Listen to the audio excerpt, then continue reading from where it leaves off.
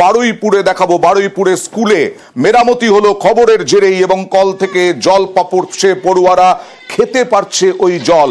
বারুইপুরের ছবি দেখছেন। দক্ষিণ চব্বিশ পরগনার বারুইপুরে নলকূপ সারাই হলো। নিউজ 18 বাংলায় টিউবওয়েল থেকে জল এখন নিউজ 18 বাংলা খবর করার পর মেরামতির উদ্যোগ, ব্লক প্রশাসনের তৎপরতায় নলকূপ সারাই এবং যা হয় পড়ুয়া শিক্ষকরা তারা খুশি এবং আরো একটি নলকূপ বসানো হবে। পড়ুয়ারা কি বলছেন দেখুন।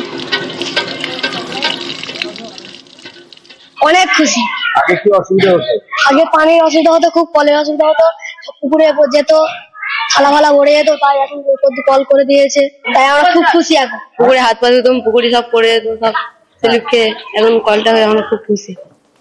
সরাসরি অর্পণের কাছে চলে যাব। অর্পণ, কবে দেখিয়েছিলাম এবং কেন খবর করতে হয়, কেন আগে থেকে উদ্যোগ নেওয়া হয় না? সামান্য পড়ুয়ারা জল পাচ্ছে না।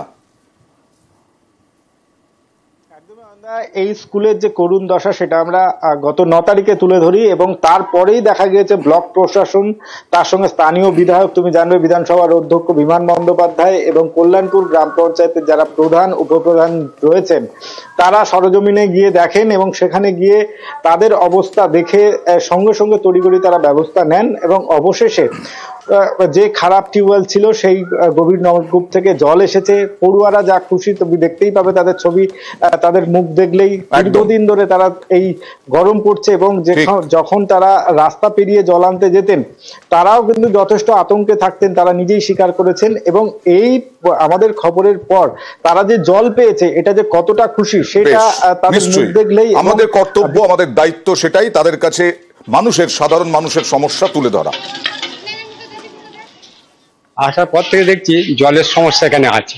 জলের জন্য ছেলেমেয়েরা পাশে রাস্তার পাশে মাদ্রাসায় গিয়ে জল আনছে, কখনো পুকুরে নামছে। সেটা অনেকটা উপশম হলো এই নতুন কল বসানো। এই বিষয়ে নিউজ 18 বাংলায় এগিয়ে আসার জন্য তাদেরকে আমাদের তরফ থেকে অশেষ ধন্যবাদ।